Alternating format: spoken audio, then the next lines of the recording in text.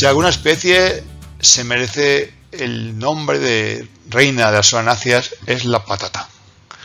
La patata es una especie perenne que se cultiva de modo anual para la obtención de sus tubérculos. Es interesante remarcar que los tubérculos cuando crudos son tóxicos, pero incluso cuando están crudos, pero están cocidos, pero están verdes, son también tóxicos. Esto es debido a su alto contenido en solanina, uno de los diferentes alcaloides que tienen las solanáceas.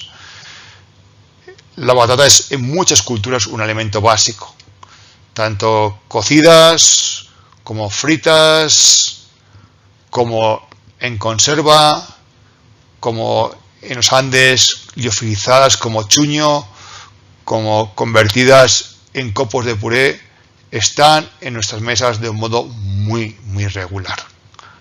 Sin embargo, la historia del consumo de patata por los europeos no ha sido tan sencillo. El origen del cultivo de Solanum tuberosum, patata, se encuentra en el altiplano andino, donde existen un gran número de especies próximas a la especie cultivada. Es un cultivo muy antiguo, de hace más de 8.000 años, y cuando llegaron los españoles se cultivaba desde Venezuela hasta Chile, con una tremenda diversidad de variedades.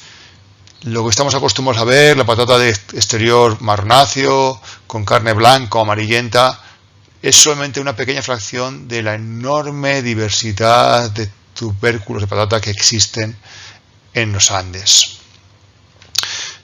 Cuando llegaron los españoles al Perú, lo trajeron a Europa como especie ornamental en el siglo XVI. Como todas las solanáceas, y además en este caso siendo tóxica cuando está cruda, tenía muy poco recorrido como alimento humano.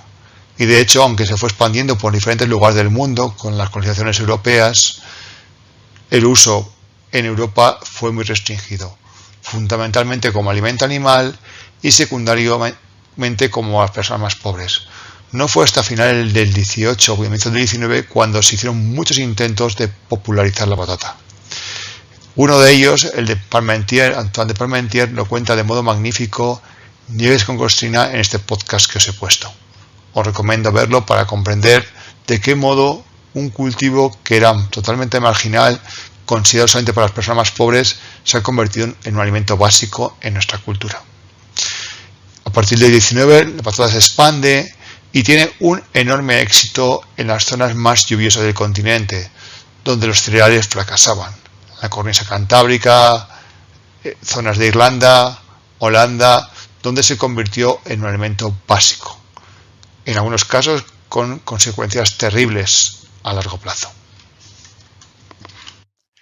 La patata crece muy bien en climas templado-fríos como los que caracterizan a Europa. Simplemente es sensible a las heladas tardías que pueden dañar el tubérculo, y es algo que ocurre de modo más o menos frecuente en Soria en su cultivo. Requiere de humedad, por tanto en climas secos debe regarse, pero a cambio es una especie muy productiva.